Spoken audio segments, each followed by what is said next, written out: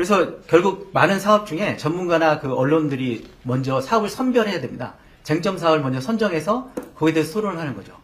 그걸 민간에다가 맡기면 예를 들면 용역을 준다든지 아니면 상시 뭐 점검을 할 수 있는 뭐 민간단체 지원을 해준다든지 옴부즈만 제도 같은 거. 옴부즈만 제도 같은 거를 만들면 그러면 1년 내내 그걸 한번 검토해 볼 수 있나요? 네, 그렇습니다. 그게 법률상으로는 허용되는 거예요. 예를 들면 예산을 정부 돈을 들여서 좀 점검할 민간의 용역을 준다든지 이게 가능한가요? 예, 뭐 충분히 가능하고요. 저희가 전문가들 그룹 쪽은 이제 보조금 평가, 존치 평가, 뭐 여러 가지 평가들을 해서 많이 의견 수렴을 하고 지구조의 경우에도 우리 저 재정기획보좌관님도 예전에 참여하셨었는데 분야별로 전문가 그룹들을 만들어서 저희가 지구조가 뭐가 필요한지 지출구조 조정이 이런 부분들을 상시적으로는 하고 있습니다. 근데 말씀하신 국민들께서 직접 제안하는 부분은 요번에 의견을 듣거나 이런 부분들에 대해서 저희가 상시적으로 하려고 하는데 사실 잘 안 되죠. 이렇게 소통이 이번에도 제가 사실 지시를 해가지고 국민들 의견을 예산 편성에 받았잖아요. 예, 그래서 얼마 동안 받았죠? 저희가 한 열흘 정도 받았는데 열흘 정도. 실제로 한 60여 개밖에 안 들어왔고 대부분은 이제 교육청이라든지 이게 근데 여기서 참여하신 분들 그거 한 거 알고 계세요? 네, 알고 있습니다. 의견 받는 거? 의견 내셨어요? 저희는 따로 따로? 이번에 저 정창수 소장님 주신 것 중에 저희가 반영을 해서 거의 한 4, 5조 정도는 요 안에 포함이 돼 있습니다. 실무적으로 비슷한 한번 의견들을 회의를 평소에 했습니다. 갖고 이런 회의를 있어서. 한 달 전에. 근데 이것 역시 여기도 전문가분들은 중요한 것 몇 가지 관심 있는 부분을 보시지 전체를 보지 못하죠.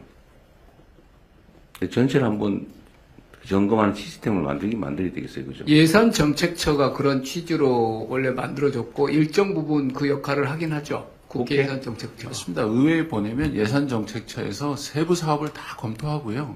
국회에 또 예결위에 각 상임위 예결위에 전문위원들이 있지 않습니까? 그분들이 검토를 해서 의원님들한테 보고를 하고 그런데 그 말은 맞는데 그 시스템이 다 갖춰져 있죠. 뭐 국가라고 하는 게 대한민국 정부가 엉터리는 아니니까 당연히 그렇게 하는데요. 그래서 내가 보기에는 어쨌든 수백조 원의 예산서가 어쨌든 엄청난 분량의 예산서가 올라오잖아, 그죠? 그럼 그 안에는 뭐 몇천만 원짜리, 뭐 몇백만 원짜리부터 몇 억짜리 다 있는데 그걸 심의하는 걸 내가 본 일이 없어요. 그게 삭감되는 것도 본 일이 없어요. 그냥 정치적 쟁점되는 것들, 뭐 몇백억짜리, 뭐 몇십억짜리, 특별히 문제되는 거, 이런 거나 하지, 정말로 생활상에 관계되어 있는 것들을 자세히 해서 삭감한 사례를 본 일이 없거든요. 그게 제대로, 물론 뭐 우리 예산실에서 아주 치밀하게 잘 짜서 그렇겠지요. 예. 그런데 결과적으로는 불만이 있는 거죠. 제 생각에는 그 1% 법칙이라는 게 있지 않습니까? 1% 국민만 이걸 이해할 수 있어도 제가 볼때 크게 바뀔 것 같은데 이해하는 사람이 적기 때문에 이해하는 사람 만드는 과정이 필요하다고 생각을 합니다. 50만 명의 국민이 이해를 하면 나라가 혁명이 되겠죠. 어쨌든 그 시스템도 한번 연구를 해보면 좋겠어요. 저는 민간단체들이 지금 자원봉사하고 있는데. 예, 저기 아무거나 예산정책처하고 그다음에 말씀하신 대로 일종의 예산 NGO랄지 이런 것도 있고 그쪽에 뭐 지금 하고 계시는 일들을 조금 더 넓히고 제 언뜻 생각으로는 뭐 전국의 행정학 연구하는 분들에게 좀 이렇게 연구 과제도 주고 네. 추가로 그런 뭐 방안들을 좀 검토해 보겠습니다. 추가로 대통령님 제가 예결위 간사 출신으로 국회 예결위 간사에서 보면 말씀하신 대로 이게 이제 공개성도 좀 미비한 게 있고 또 그 공개된다 하더라도 투명하지 않다라는 점이 있고요. 공개되지 않고 투명하지 않은 와중에서 전문성도 좀 결여되고 그러니까 무엇보다도 이게 내가 꼭 해야 된다는 의식들이 없습니다. 그리고 외람된 이야기지만 우리 저기 예정처 출신의 분도 계시고 기재부도 계시지만 별 다르지 않습니다. 내용이. 그들 안에서도 그렇게 견제나 이런 관계가 이루어지는 건 구조적으로 아니고요. 제가 좀 제안드리고 싶은 건 오히려 부처별로 부처 안에서 이것들이 먼저 좀 걸러지는 자율적 시스템이 가장 우선합니다. 왜냐하면 이게 또 전문 영역으로 넘어가면 잘 모른다 이런 것들이 되게 많거든요. 꼭 필요하다라는 이런 문제가. 그래서 1차적으로는 부처에서 줄이고 부처에서 또 어디다 쓰고 싶어 하는 것을 한번 크로스 체크하는 게 되게 필요한데 그렇지 않고 필요한 요구는 기재부에 가서 하고 줄이는 요구는 안 하거든요. 그러니까 부처에서 어쩐 약간의 실링의 개념처럼 많이 줄이는 만큼 많이 효율적으로 쓸 수 있게 해주겠다라는 것들이 시스템으로 반영되는 것도 한번 검토해 볼 필요는 조정의 결과물을 각 부처가 자율적으로 편성할 수 있게 해주자. 뭐, 그 좋은 생각이네. 하여튼 그런 문제가 있어요. 그러니까 이게 말은 다 맞는데, 철저하게 감시하고, 철저하게 걸러내고 해야 된다는 건 다 맞는데, 공자님 말씀인데, 그게 현실에서는 쉽지 않더라. 뭐, 그걸 어떻게 가능하게 만들 거냐를 사실 논의해야 되는 거죠. 네. 예, 저희가 만들고요. 저희 비서실 내 우리 회의체에서도 한번 논의하고 네. 부처하고 해서 저희가 만들어서 사실 민간단체에도 좀 지원을 해줘가지고 차라리 좀 검토를 일상적으로 할 수 있게 해주는 것도 한번 연구해 보시죠. 뭐 지원되는 예산보다는 훨씬 더 많은 절감 효과가 있을 것 같긴 해요. 네, 한번 해보시죠. 네, 알겠습니다. 네, 대통령 지금 뭐 초반이지만 굉장히 열띤 토론이 되고 있습니다. 또 이 민간 전문가들께서 가지고 온 좋은 주제가 있습니다. 그러시죠. 네. 그래서 먼저 세 분의 민간 전문가들이 가지고 오신 제안을 듣고 그리고 해당되는 주제에 대한 부처 공무원들과 예산실에 또 토론을 하시면 좋을 것 같습니다. 자, 그러면 지금부터 잠시만 주목해 주시기 바랍니다.